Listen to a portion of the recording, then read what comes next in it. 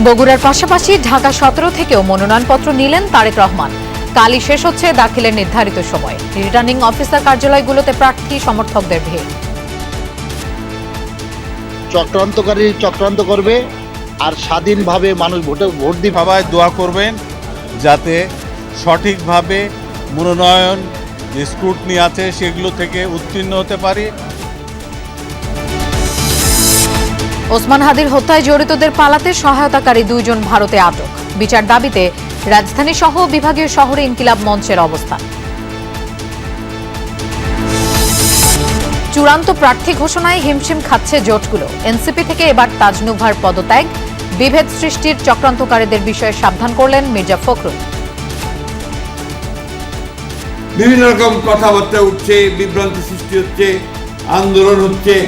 আপনার কেন জানি না মনে হয় যে দেশকে অস্থির করে তোলার জন্য আবার মানে কিছু সংখ্যক লোক পেছন থেকে কাজ করছে। খালেদা জিয়ার সংকটময় মুহূর্ত পার করছেন জানালো মেডিকেল বোর্ড। দেশবাসীর কাছে দোয়া চেয়েছেন ছেলে তারেক রহমান। শপথ নিলেন নতুন প্রধান বিচারপতি জুবায়ের রহমান চৌধুরী। বঙ্গভবনে রাষ্ট্রপতি পড়ালেন শপথ বাক্য।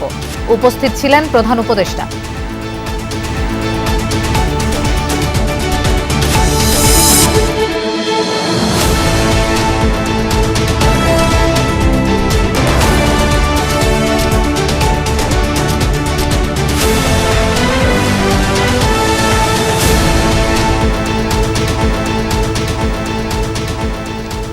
শুভেচ্ছা, আমন্ত্রণ দুপুরে বাংলাদেশের আয়োজনে আপনাদের সঙ্গে থাকছি আমি মৌসুমী আহমেদ লোপা।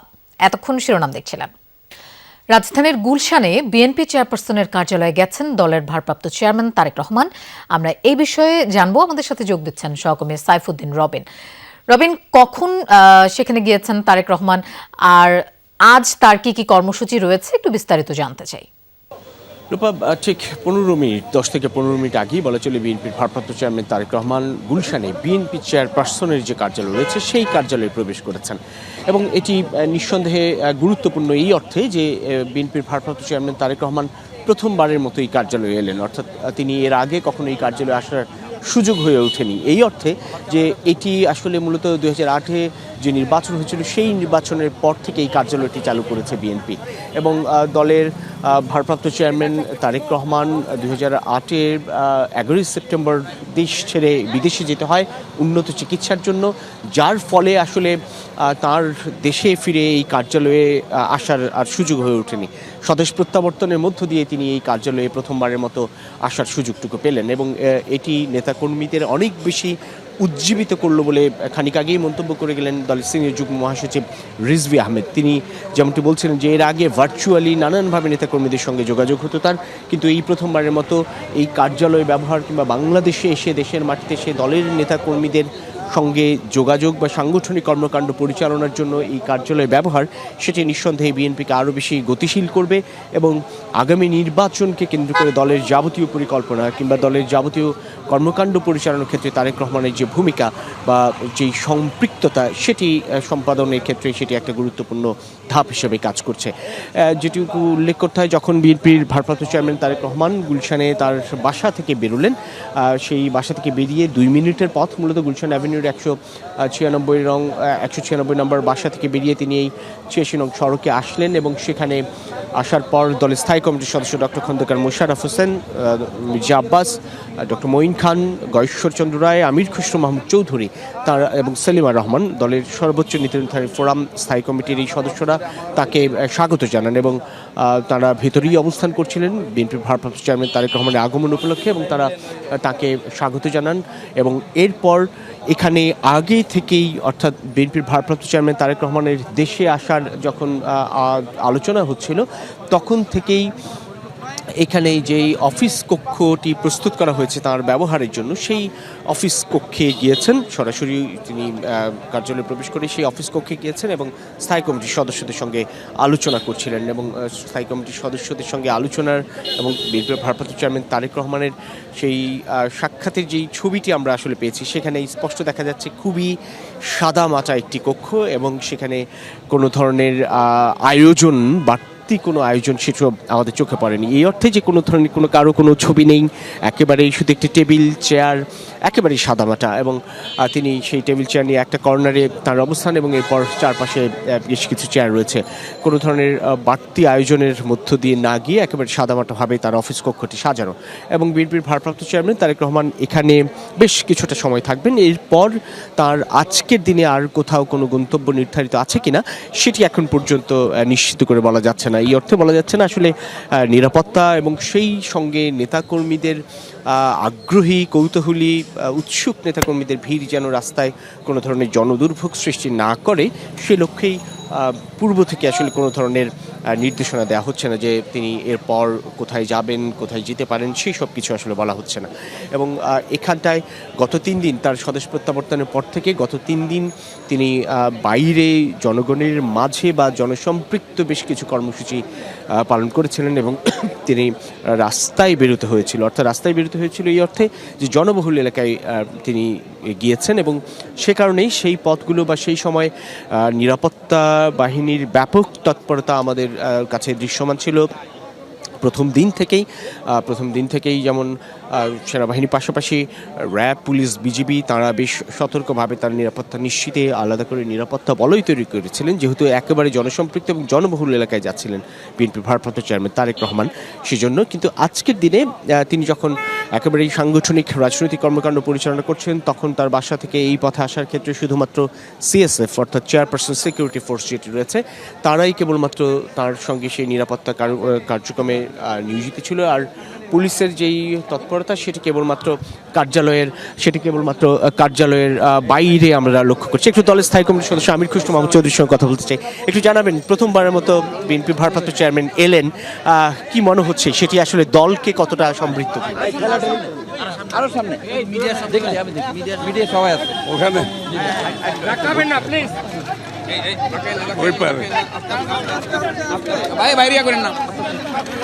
বিএনপির স্থায়ী কমিটির সদস্যরাই মূলত বিএনপির ভারপ্রাপ্ত চেয়ারম্যান তারেক রহমানকে স্বাগত জানান, এবং তারা স্বাগত জানিয়ে এখন একে একে বেরিয়ে আসছেন। আমরা পেয়েছি স্থায়ী কমিটির সদস্য আমির খুশরু মাহমুদ চৌধুরীকে, তার সঙ্গে আসলে কথা বলার চেষ্টা করব এবং তার কাছ থেকে জানবো যে তারা আসলে কতটা আজকের দিনে কতটা উজ্জীবিত। এবং বিএনপি নেতৃবৃন্দ, সাধারণ নেতাকর্মীরা ইতিমধ্যেই ভিড় করতে শুরু করেছে চেয়ারপারসনের কার্যালয়ের সামনে।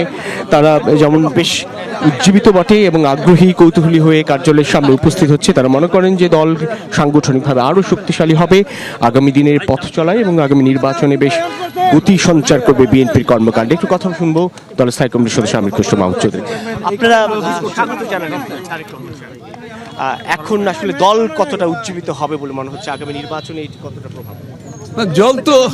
দল তো উজ্জীবিত বহুদিন ধরে, ওনার নেতৃত্বে উজ্জীবিত। উনি বিদেশে থাকাকালীন উনি দলকে উজ্জীবিত করেছেন, এবং দীর্ঘ সংগ্রামের মাধ্যমে বিএনপি নেতাকর্মীরা, আমি আগেও বলেছি, জ্বলে পুরে সব খাঁটি সোনায় পরিণত হয়েছে বিএনপি নেতাকর্মীরা, এবং এটা তো ওনার নেতৃত্বেই হয়েছে।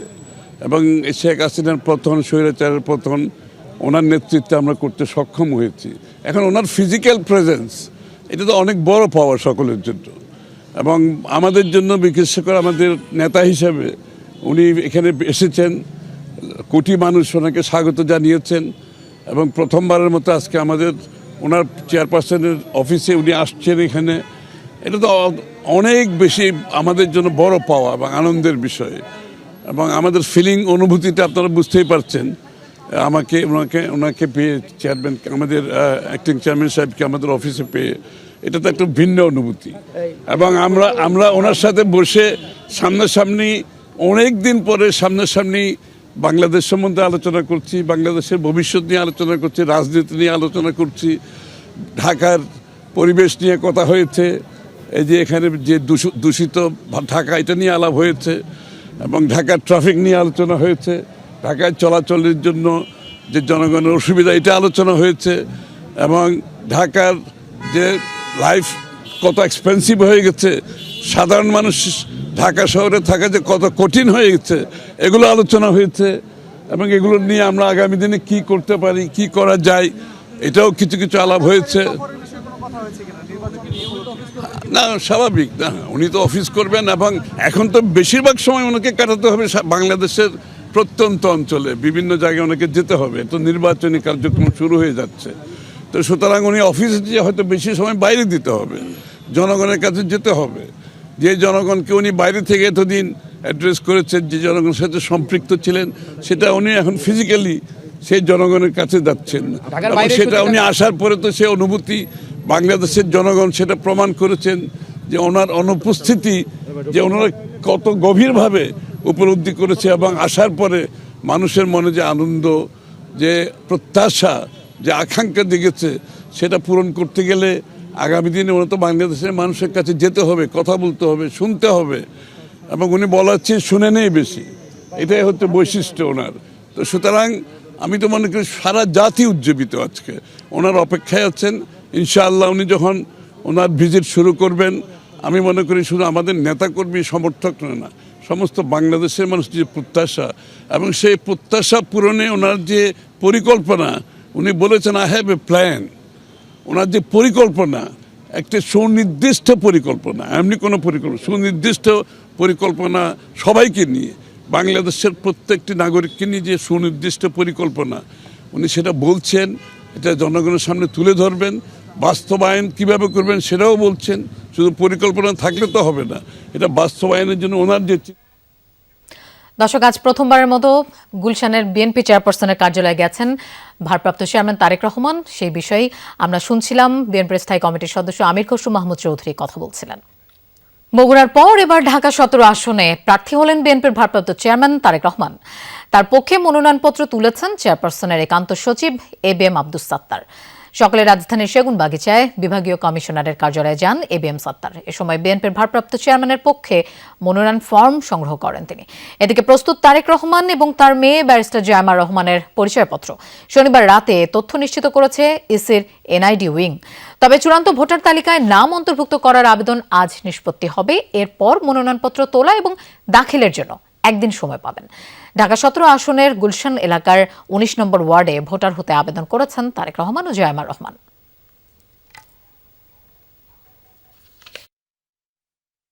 190 ঢাকা 17 আসন থেকে বিএনপির ভারপ্রাপ্ত চেয়ারম্যান ওনার পক্ষে মনোনয়নপত্র সংগ্রহ করার জন্য এবিএম আব্দুস সাত্তার আমাদের এখানে আজকে এসেছেন এবং আমরা প্রস্তুত করে ওনার কাছে আমরা হ্যান্ড ওভার করছি।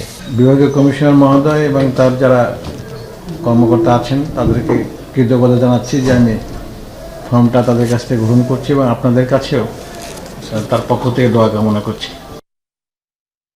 কাল শেষ হচ্ছে ত্রয়োদশ জাতীয় সংসদ নির্বাচনের মনোনয়নপত্র সংগ্রহ ও দাখিলের সময়সীমা। এর মধ্যেই প্রার্থী বদলের পাশাপাশি দলগুলোর চলছে জোট ভাঙা গড়ার খেলা। তবে কে কোন প্রতীকে লড়বেন সেই সিদ্ধান্ত জানা যাবে সোমবার। শনিবার পর্যন্ত বিভাগীয় কমিশনারের কার্যালয়ে জমা পড়েছে 205টি মনোনয়নপত্র। ডিসি অফিসের আওতাধীন 4টি আসন, কিন্তু কোনো প্রার্থী এখনো জমা দেয়নি ফর্ম। এদিকে নির্বাচন কমিশনের আওতাধীন ঢাকা 13 থেকে মনোনয়ন নিয়েছেন 17 জন প্রার্থী, আর ঢাকা 15 থেকে 8 জন সংগ্রহ করেছেন মনোনয়নপত্র। কিন্তু গতকাল পর্যন্ত ইসিতে জমা দিয়েছেন মাত্র 1 জন। সুতরাং শনিবার পর্যন্ত ঢাকার 20টি আসনে মনোনয়নপত্র নিয়েছেন 234 জন প্রার্থী। ইসি কর্মকর্তারা জানান, ঘোষিত তফসিল অনুযায়ী প্রার্থিতা প্রত্যাহারের শেষ সময় 20 জানুয়ারি। ওই সময়ের পর প্রার্থী তালিকা চূড়ান্ত হবে। কোনো আসনে একই দল একাধিক প্রার্থী মনোনয়ন করলে নির্ধারিত সময়ের মধ্যে একজনকে চূড়ান্ত করবেন।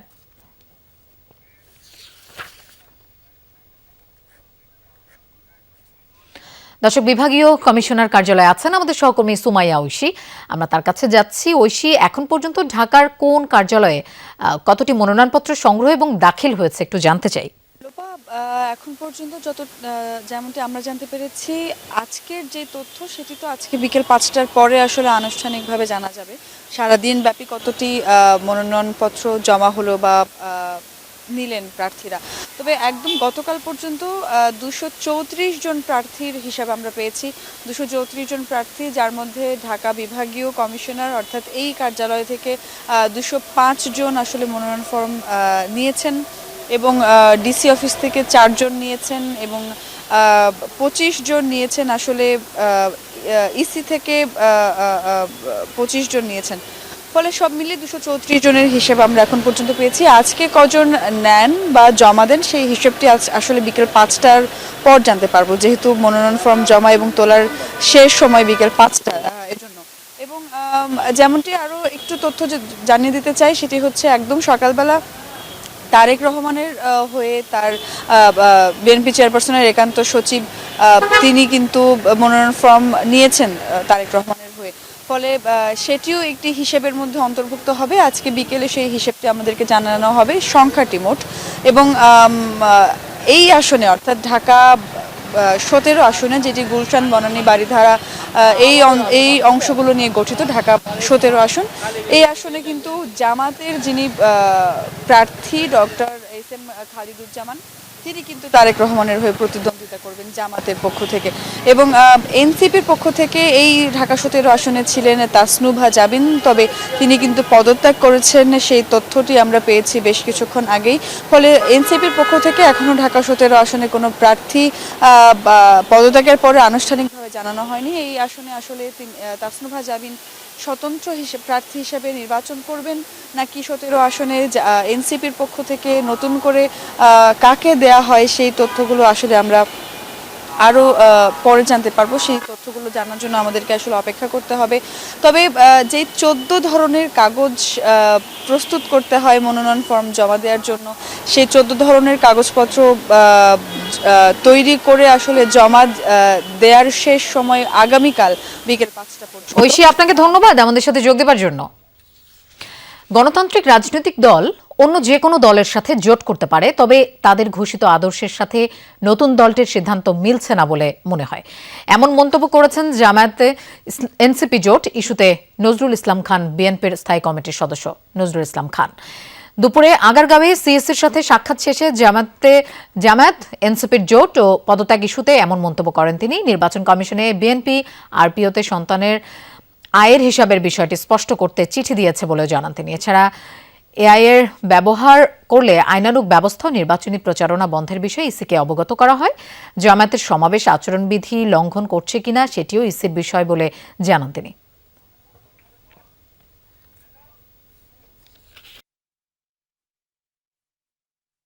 অবশ্য আমরা এটাও দেখলাম আর কি, যে তাদের এই সিদ্ধান্ত না, তাদের এই ভাবনার সঙ্গে দ্বিমত পোষণ করে তাদের অনেক নেতৃবৃন্দ দল ছাড়ার ঘোষণা দিয়েছেন।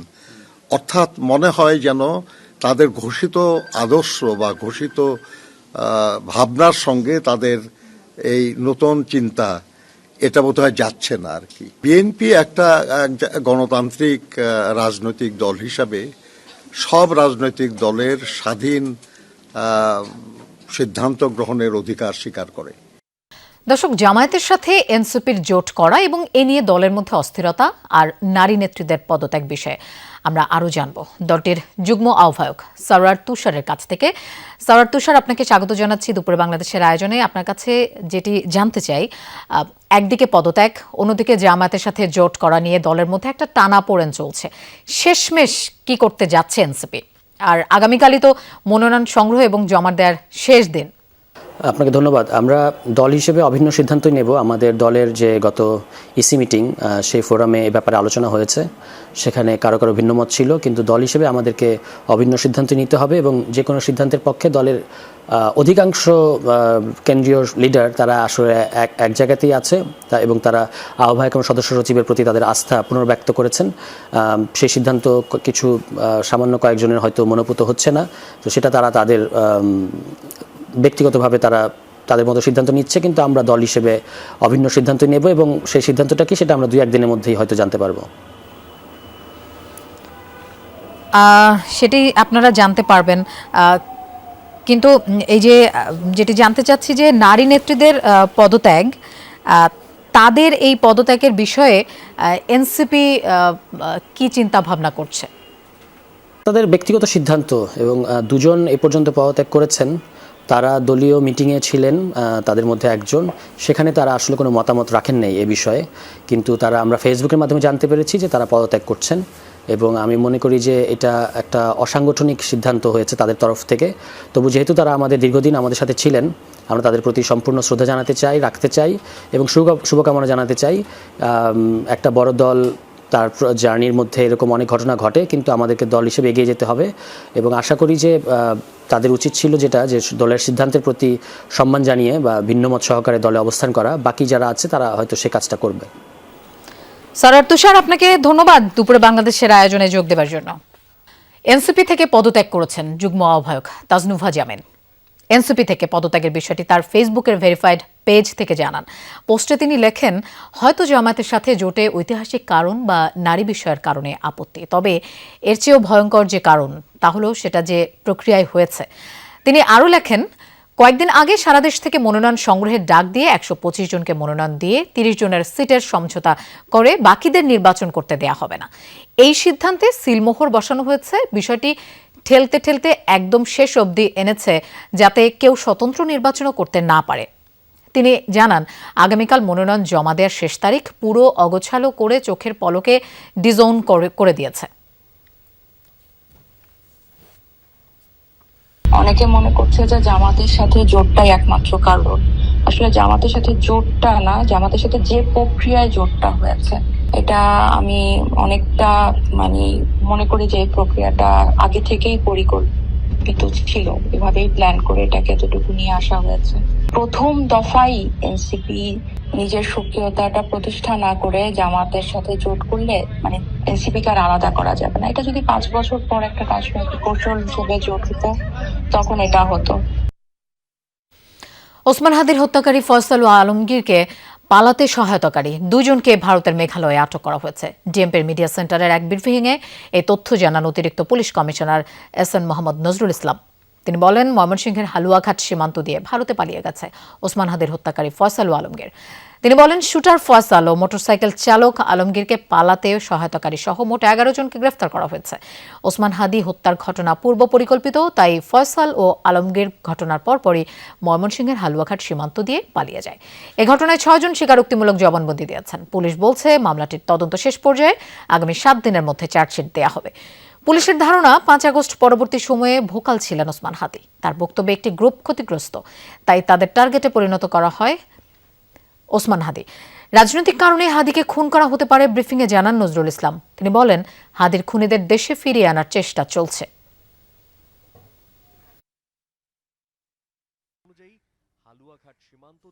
আসামিদেরকে চিহ্নিত করার পূর্বেই তারা সীমান্ত পাড়ি দিতে সক্ষম হয়।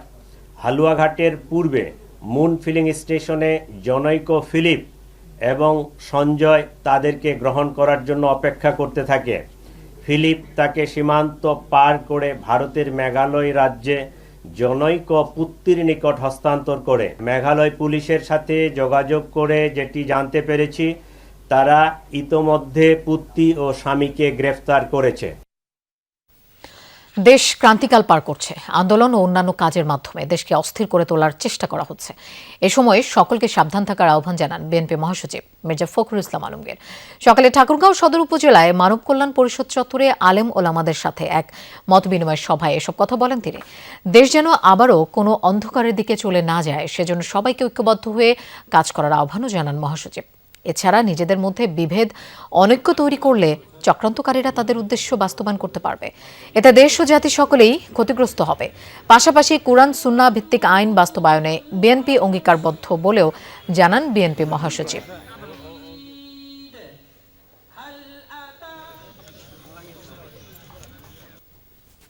বিভিন্ন রকম কথাবার্তা উঠছে, বিভ্রান্তি সৃষ্টি হচ্ছে, আন্দোলন হচ্ছে। আপনার কেন জানি না মনে হয় যে দেশকে অস্থির করে তোলার জন্য আবার কিছু সংখ্যক লোক পেছন থেকে কাজ করছে। আমাদের এই সময় খুব সাবধান থাকতে হবে যে আমরা যেন আবার কোনো অন্ধকারের দিকে চলে না যাই।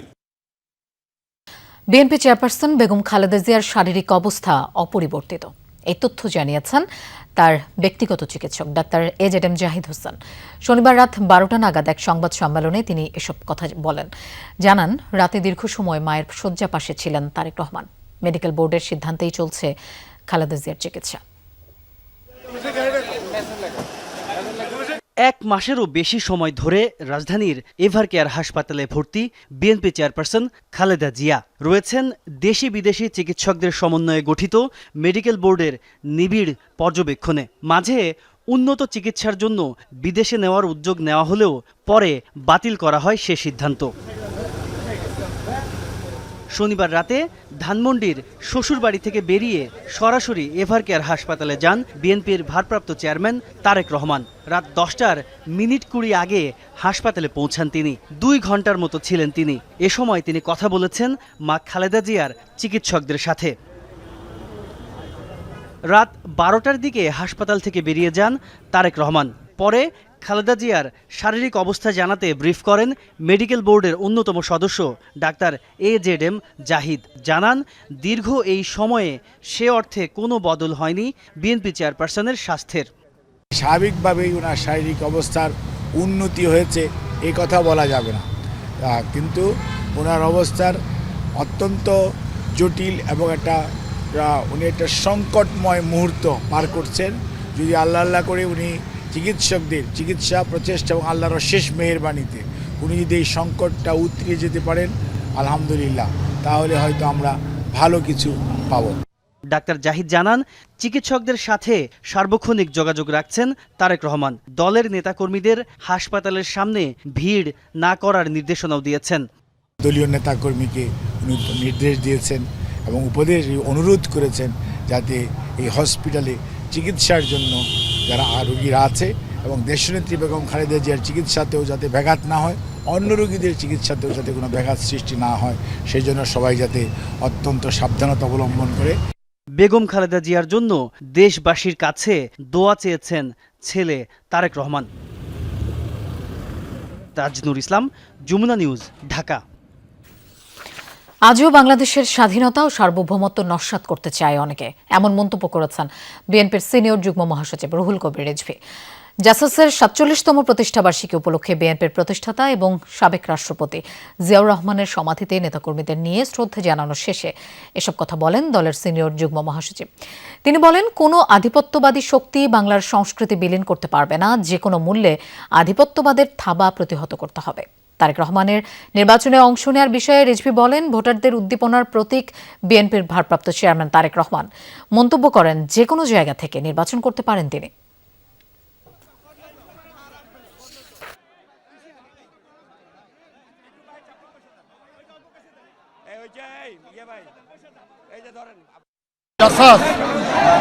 তাদের 47তম প্রতিষ্ঠা বার্ষিকী উপলক্ষে এখানে শহীদ জিয়ার বাজারে তারা ফাতেহা পাঠ করেছেন, পুষ্পার্ঘ্য অর্পণ করেছেন। দেশীয় সংস্কৃতির চর্চা এবং বিকাশ, অনুশীলন এবং আধিপত্যবাদী সংস্কৃতি যারা আমাদের দেশজ সংস্কৃতিকে গ্রাস করতে চায়, সেটাকে প্রতিহত করার জন্য দেশের 26তম প্রধান বিচারপতি হিসেবে শপথ নিলেন জুবায়ের রহমান চৌধুরী। বঙ্গভবনের দরবার হলে তাকে শপথ পড়ান রাষ্ট্রপতি মোহাম্মদ শাহাবুদ্দিন। শপথ গ্রহণ অনুষ্ঠানে উপস্থিত ছিলেন প্রধান উপদেষ্টা ডক্টর মোহাম্মদ ইউনুস। সপরিবারে উপস্থিত হন বিচারপতি জুবায়ের রহমান চৌধুরী। সকাল 10:30টায় রাষ্ট্রীয় আনুষ্ঠানিকতায় তাকে শপথ পড়ান রাষ্ট্রপতি। নবনিযুক্ত প্রধান বিচারপতির শপথ অনুষ্ঠানে উপস্থিত ছিলেন প্রধান উপদেষ্টা, 3 বাহিনী প্রধান এবং উপদেষ্টা পরিষদের সদস্যরা। উপস্থিত ছিলেন বিদায়ী প্রধান বিচারপতি সৈয়দ রেফাত আহমেদ, সুপ্রিম কোর্টের বিচারপতি ও সুপ্রিম কোর্ট সচিবালয়ের কর্মকর্তারাও। গত 23 ডিসেম্বর প্রধান বিচারপতি পদে তাকে নিয়োগ দিয়ে প্রজ্ঞাপন জারি করা হয়। চাকরির বয়স অনুযায়ী 2028 সালের 17 মে পর্যন্ত প্রধান বিচারপতির দায়িত্ব পালন করবেন জুবায়ের রহমান চৌধুরী।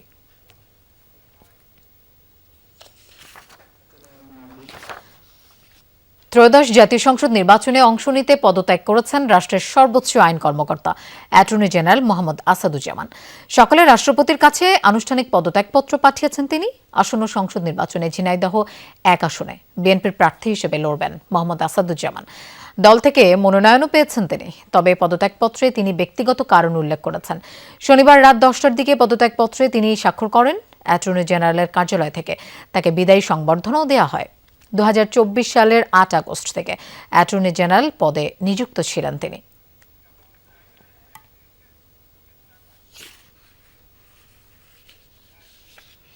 ওসমান হাদির হত্যার বিচারের দাবিতে চট্টগ্রাম কক্সবাজার মহাসড়ক অবরোধ করে বিক্ষোভ করছেন ইনকিলাব মঞ্চের নেতাকর্মীরা। আমরা এই বিষয়ে জানবো, আমাদের সাথে যোগ দিচ্ছেন সহকর্মী শহীদুল সুমন।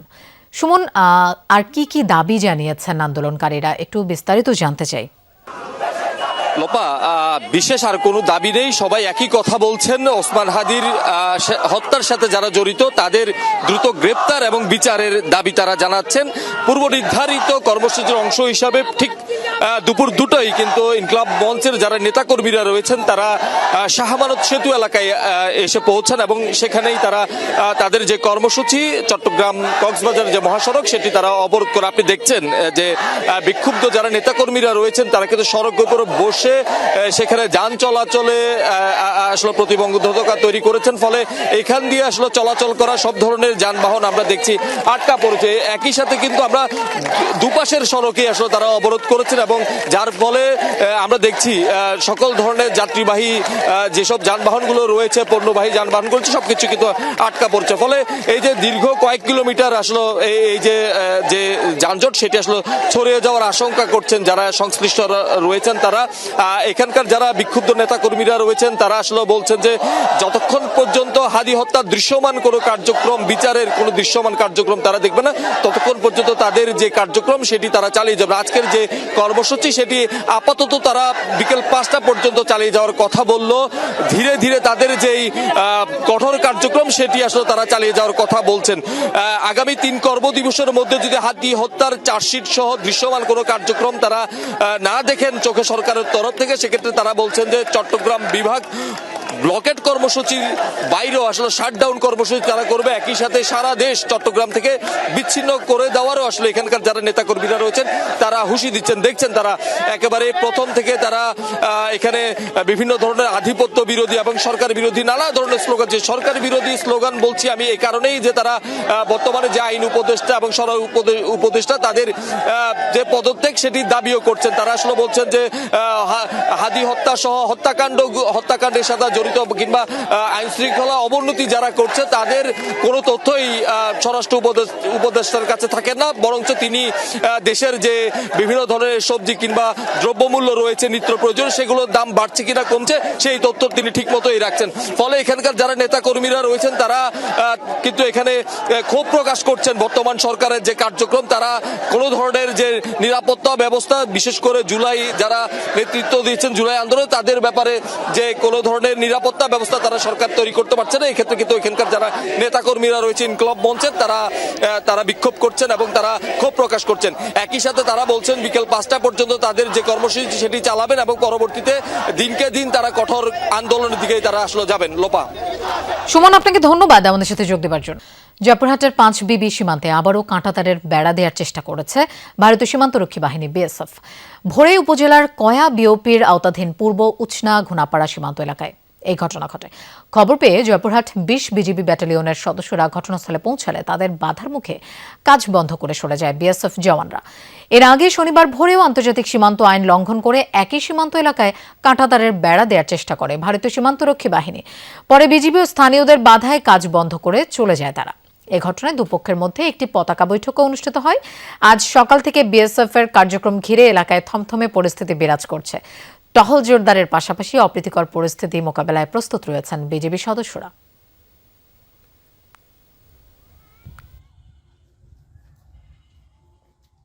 বিডিআরও খালি মারার জন্য ওরা উঠে উঠে আসতেছে, কিন্তু মারতে পারেনি গো। পাবলিক যখন ঘেরাও করেছে তখন আর মারতে পারেনি। এমন ভাবে নামছে যে সব ফায়ার করবে, তো বিডিআর তখন তো কম ছিল, মানুষ তো ওই যে বর্ডারে জমিতেও নামতে পারতেছিল না সকালে। বান্দরবানে দুর্গম এলাকার পিছিয়ে পড়া জনগোষ্ঠীর কর্মসংস্থানে সেনাবাহিনীর অর্থায়ন ও সহায়তায় ইকো রিসোর্ট নির্মাণের উদ্বোধন করা হয়েছে। গত 3 বছরে সশস্ত্র গোষ্ঠীর কারণে নিজ গ্রাম ছেড়ে ভারতের মিজোরাম ও সীমান্তবর্তী দুর্গম অঞ্চলে আশ্রয় নিয়েছিল তারা। সহায় সম্বলহারা প্রত্যাবর্তনকারীদের জীবনযাত্রার মান উন্নয়ন এবং পুনর্বাসনের জন্য 20 লাখ টাকা করে বরাদ্দ করেছে 24 পদাতিক ডিভিশন। সমুদ্রপৃষ্ঠ থেকে 2100 ফুট উচ্চতায় অবস্থিত ভারত ও মিয়ানমার সীমান্তবর্তী বান্দরবানের রুমো উপজেলার কেওক্রাডং সংলগ্ন সুংসুয়াং পাড়ার বম অধ্যুষিত গ্রাম। গত 3 বছরে কুকিচিন সশস্ত্র গোষ্ঠী দ্বারা সবচেয়ে ক্ষতিগ্রস্ত এই জনপদের বম জনগোষ্ঠীরা। 2023 সালের শুরুতেই KN এর সাথে নিরাপত্তা বাহিনীর সংঘাতে উপজেলার বেশ কিছু বম জনগোষ্ঠী পরিবার নিজ গ্রাম ছেড়ে ভারতের মিজোরাম ও সীমান্তবর্তী দুর্গম অঞ্চলে আশ্রয় নেয়। তবে বর্তমানে সেনাবাহিনীর অভিযানে সশস্ত্র সদস্যদের আধিপত্য বহুলাংশে হ্রাস পায় এবং অনেকেই স্বাভাবিক জীবনে ফিরে আসে। এ পর্যন্ত 202 পরিবারের প্রায় 500-রও বেশি সদস্য প্রত্যাবর্তন করেছে। আগের পরিস্থিতি অনেক খারাপ ছিল, মানে অনেকজন অনেক জায়গায় গেছে, কিন্তু এখন আমাদের পরিস্থিতি ভালো হয়েছে। তারপরে আমরা সবাই একসঙ্গে এখানে অনুষ্ঠানে অংশগ্রহণ করতে পেরেছি। সন্ত্রাসীরা ছিল এখানে, আর আমরা ভালো মতো থাকতে পারি নাই, আর সে কারণে অনেকে অন্য দেশে চলে গেছে। প্রত্যাগতদের কর্মসংস্থান ও আর্থসামাজিকভাবে স্বাবলম্বী করার লক্ষ্যে সুংসুয়াং পাড়ায় একটি ইকো রিসোর্ট স্থাপনের উদ্যোগ নিয়েছে বাংলাদেশ সেনাবাহিনী বান্দরবানের 69 সেনা রিজিয়ন। এমন উদ্যোগে খুশি এই অঞ্চলের 8টি গ্রামের বম জনগোষ্ঠী পরিবার। বাংলাদেশ সেনাবাহিনী খুব অক্লান্ত পরিশ্রমের মাধ্যমে ওনারা কাজ করতেছে। নিত্য প্রয়োজনীয় জিনিসগুলো যাতে করে বিক্রি করতে পারে এই আশা এই কটেজটা করা হয়েছিল। আপাতত বর্তমানে যে কটেজ উদ্বোধন হবে, এই কটেজ উদ্বোধন করলে তার ইনকাম সোর্স বাড়বে, মোটামুটি এগিয়ে যাবে। সহায় সম্বলহারা প্রত্যাবর্তনকারীদের জীবনযাত্রার মান উন্নয়নের লক্ষ্যে এরই মধ্যে বেশ কিছু উদ্যোগ গ্রহণ করেছে সেনাবাহিনী। এরই ধারাবাহিকতায় এই জনপদের মানুষদের জন্য একটি ইকো রিসোর্ট নির্মাণ প্রকল্পের প্রাথমিক উদ্বোধন করেন Bandarban region commander brigadier general SM Rakib Ibne Rezwan. রিসোর্টটি স্থাপনের ফলে বম সম্প্রদায়ের সদস্যদের সরাসরি কর্মসংস্থানের সুযোগ হবে বলেও জানান তিনি। এই রিসোর্টটি একটি পরিবেশ বান্ধব রিসোর্ট হিসেবেই পরিচিতি পাবে। বদ্ধ আয় এটা সম্পূর্ণভাবে ব্যয় করা হবে আমাদের এই আশেপাশের যে সমস্ত পাড়া জনগোষ্ঠী আছে তাদের কল্যাণের জন্য, শিক্ষার জন্য, চিকিৎসার জন্য। 24 পদাতিক ডিভিশনের অর্থায়নে প্রকল্পটি বাস্তবায়নে ব্যয় করা হচ্ছে প্রায় 30 লাখ টাকা। মামুন নুরশিদ অভি, যমুনা নিউজ। ইসরায়েলের মতো ভারতকেও মুসলিম গণহত্যা চালানোর আহ্বান জানিয়ে ব্যাপক সমালোচনার জন্ম দিয়েছেন পশ্চিমবঙ্গের রাজনীতিবিদ শুভেন্দু অধিকারী।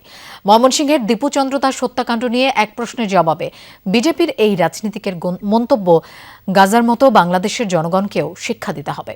খোদ ভারতীয়রাই এই মন্তব্যের তুমুল সমালোচনা করছেন। তৃণমূল কংগ্রেসের অভিযোগ, নির্বাচনের আগে বাংলাদেশ এবং ধর্মকে ব্যবহার করে ভোটের রাজনীতি করছে বিজেপি। বিধানসভা নির্বাচনের আগে উত্তপ্ত পশ্চিমবঙ্গের রাজনীতি। প্রতিবেশী বাংলাদেশ ও ভারতীয় মুসলিমদের নিয়ে নানা বিতর্কিত মন্তব্য করে উত্তেজনা ছড়াচ্ছে রাজ্যের বিজেপি নেতারা। বাংলাদেশে কথিত হিন্দু নির্যাতনের অভিযোগে বেশ সরব পশ্চিমবঙ্গের বিরোধী দলীয় নেতা শুভেন্দু অধিকারী। কলকাতায় অবস্থিত বাংলাদেশ উপহাইকমিশনের সামনে বিক্ষোভের নামে বিশৃঙ্খলা তৈরিতে নেতৃত্ব দিয়েছেন এই রাজনীতিবিদ। গাজায় ফিলিস্তিনিদের ওপর গণহত্যা চালানোর অভিযোগে যখন বিশ্বজুড়ে তোপের মুখে ইসরায়েল, তখন নতুন বিতর্কের জন্ম দিলেন শুভেন্দু। ইসরায়েলের মতো ভারত সরকারকেও বাংলাদেশে একই পদক্ষেপ নেয়ার উদ্ধত আহ্বান জানান তিনি। অপারেশন সিন্দুরের উদাহরণ টেনে বাংলাদেশে হামলার উস্কানি দেন এই নেতা। সবক শিখানা চাইয়ে, এই লোকদের অবশ্যই একটা শিক্ষা দিতে হবে, ঠিক যেমনটা ইসরায়েল গাজাকে দিয়েছে। আমাদের সরকার হিন্দু এবং দেশের স্বার্থে কাজ করছে। অপারেশন সিন্দুরে আমরা যেভাবে পাকিস্তানকে শিক্ষা দিয়েছিলাম, ঠিক তেমনি একটা শিক্ষা তাদেরও দিতে হবে। দেশ কা হিন্দু হিত মে চল রহা হ্যায় সরকার। বিজেপি নেতাদের এমন লাগামহীন মন্তব্যের কড়া সমালোচনা করছে পশ্চিমবঙ্গের ক্ষমতাসীন তৃণমূল কংগ্রেস। দলটির নেতা অভিষেক ব্যানার্জির দাবি, ভোট টানতে বাংলাদেশ ও সংখ্যালঘুদের ব্যবহার করছে বিজেপি। বলা হচ্ছে যে ধর্মের বিরুদ্ধে একটা কুরুচিকর কোনো মন্তব্য করেছে, তার তো কোনো একটা ক্লিপিংস বা কোনো একটা হোয়াটসঅ্যাপ চ্যাট যেখানে থাকবে কিছু একটা পাওয়া গেছে, পুরোটাই হিয়ারসের বেসিসে। তো প্রথমে দেখা উচিত যে এই রটালোটাকে, যে তিনি যে কুরুচিকর মন্তব্য করেছে, এটা রটালোটাকে, আর এটা নিয়ে রাজনীতি কারা করছে? বাংলাদেশের একটা রাজনৈতিক শ্রেণী করছে, আর ভারতবর্ষে এবং বাংলায় বিজেপি করছে। গাজা ও বাংলাদেশ নিয়ে বিতর্কিত মন্তব্য করে সামাজিক মাধ্যমেও তোপের মুখে পড়েছেন শুভেন্দু। মুসলিমরা তো বটেই, ভারতীয় হিন্দুরাও সমালোচনা করছেন তার এই মন্তব্যের। কট্টরপন্থী নেতাকে আইনের আওতায় আনার দাবিও তুলেছেন অনেকে। মোস্তফা মাহমুদ, যমুনা নিউজ। চলমান গৃহযুদ্ধের মধ্যেই দীর্ঘ 5 বছর পর আবারও অনুষ্ঠিত হচ্ছে মিয়ানমারের জাতীয় নির্বাচন। চলছে প্রথম ধাপের ভোট গ্রহণ। 3 ধাপে মোট 265টি টাউনশিপ বা অঞ্চলে হবে নির্বাচন। রোববার স্থানীয় সময় সকাল 6টায় শুরু হয় প্রথম ধাপের ভোটাভুটি, চলবে সূর্যাস্ত পর্যন্ত। কেন্দ্রগুলোয় প্রথমবারের মতো ইলেকট্রনিক ভোটিং মেশিন স্থাপন করা হয়েছে। এখন পর্যন্ত ভোটার উপস্থিতি খুব বেশি নয়। বিদ্রোহী গোষ্ঠীগুলোর নিয়ন্ত্রণে থাকা অঞ্চলগুলোয় হবে না ভোটাভুটি। জান্তার অধীনে এবারের নির্বাচন নিয়ে আগেই অসন্তোষ জানিয়েছে জাতিসংঘ ও পশ্চিমারা। পর্যবেক্ষক পাঠিয়েছে চীন, রাশিয়া, ভারত ও ভিয়েতনাম। নির্বাচন নিয়ে আন্তর্জাতিক সমালোচনাকে উড়িয়ে দিয়েছে ক্ষমতাসীন সামরিক প্রশাসন। জান্তার দাবি, জনসমর্থন নিয়েই অনুষ্ঠিত হচ্ছে সুষ্ঠু নির্বাচন। ট্রাম্প জেলেনস্কি বৈঠকের ঠিক আগ মুহূর্তে ইউক্রেনে বড় ধরনের হামলা চালালো রাশিয়া। ফ্রন্টলাইন ছাড়াও কিয়েভের বেসামরিক অঞ্চলে হামলা হয়। কুপিয়ানস্ক সহ বেশ কিছু এলাকা দখলের ঘোষণাও দিয়েছে ক্রেমলিন। এদিকে যুদ্ধ বন্ধে 20 দফা শান্তি পরিকল্পনা চূড়ান্ত করতে যুক্তরাষ্ট্রে পৌঁছেছেন ইউক্রেনের প্রেসিডেন্ট ভলোদিমির জেলেনস্কি। এই পরিস্থিতিতে একে অপরের বিরুদ্ধে শান্তি আলোচনাকে বাধাগ্রস্ত করার অভিযোগ তুলছে মস্কো, কিয়েভ। অবিরত চলছে ড্রোন আর মিসাইল বর্ষণ। থেমে নেই রুশ পদাতিক বাহিনীও। কামান থেকে ছুটছে একের পর এক গোলা। তাদের যুদ্ধ কৌশলে কুপিয়ানস্কের সবশেষ অঞ্চলটিও দখলের দাবি করেছে মস্কো। শুধু ফ্রন্টলাইনেই নয়, হামলা চলছে বেসামরিক অঞ্চলেও। শনিবার ভোররাত থেকে ইউক্রেনের রাজধানীতে প্রায় 500 মিসাইল আর 40টি ড্রোন ছুড়েছে মস্কো। এতে ক্ষতিগ্রস্ত হয় কিয়েভের গুরুত্বপূর্ণ জ্বালানি অবকাঠামো। বিস্ফোরণের পর আগুন ধরে যায় বেশ কিছু আবাসিক ভবনে। হতাহতের ঘটনাও হয়। প্রাণ বাঁচাতে মেট্রো স্টেশনে আশ্রয় নিতে বাধ্য হয় বহু মানুষ। এমন সময় ইউক্রেনে এই জোরালো হামলা হয়েছে যখন বাক্স পেট্রা নিয়ে যুক্তরাষ্ট্রের পথে ছিলেন ইউক্রেনের প্রেসিডেন্ট ভলোদিমির জেলেনস্কি। যুদ্ধ বন্ধে 20 দফা প্রস্তাব নিয়ে আলোচনা হবে মার্কিন প্রেসিডেন্ট ডোনাল্ড ট্রাম্পের সাথে। তবে ট্রাম্পের সাথে আলোচনার ঠিক আগ মুহূর্তে এমন হামলায় রীতিমতো হতাশা ধরা পড়ল জেলেনস্কির কণ্ঠে। যুদ্ধ বন্ধে রাশিয়ার কোনো ইচ্ছে নেই বলে অভিযোগ তার। যুদ্ধ শেষ করার কোনো ইচ্ছাই নেই রাশিয়ার। এ ধরনের হামলা করে উত্তেজনা আরো উস্কে দেওয়ার বার্তা দিচ্ছে মস্কো। কেবল আমাদের জ্বালানি খাতই টার্গেট করছে না, বরং আরো অরাজক পরিস্থিতির মধ্যে ঠেলে দেওয়ার চেষ্টা চালিয়ে যাচ্ছে। জেলেনস্কির প্রতি পাল্টা অভিযোগের তীর ছুঁড়েছেন রুশ প্রেসিডেন্ট ভ্লাদিমির পুতিনও। শান্তি প্রতিষ্ঠায় পশ্চিমারা চেষ্টা চালালেও কিয়েভ কালক্ষেপণ করছে বলে অভিযোগ করেন তিনি। পশ্চিমের বুদ্ধিমান নেতারা যুদ্ধ বন্ধের গ্রহণযোগ্য শর্ত মেনে নেয়ার পরামর্শ দিচ্ছেন। ইউক্রেনের দীর্ঘমেয়াদী নিরাপত্তা আর রুশ ফেডারেশনের সাথে সুসম্পর্ক তৈরির মতো ভালো প্রস্তাব দিয়েছেন। তবে দুর্ভাগ্যজনকভাবে ইউক্রেনের নেতাদের এ বিষয়ে কোনো তাড়াহুড়ো নেই। কিয়েভ যদি শান্তিপূর্ণ সমাধানে রাজি না হয়, তবে সামরিক অভিযানের মাধ্যমে আমরা সব লক্ষ্যই পূর্ণ করব। হোয়াইট হাউস জানিয়েছে রোববার ফ্লোরিডায় ট্রাম্পের বিলাসবহুল রিসোর্ট মারে লাগোতে হবে মার্কিন ও ইউক্রেনের প্রেসিডেন্টের বৈঠক। প্রাণপ্রতিম কুণ্ডু, যমুনা নিউজ। দর্শক, এই ছিল দুপুর বাংলাদেশের আয়োজনের। এতক্ষণ সাথে থাকার জন্য ধন্যবাদ সবাইকে।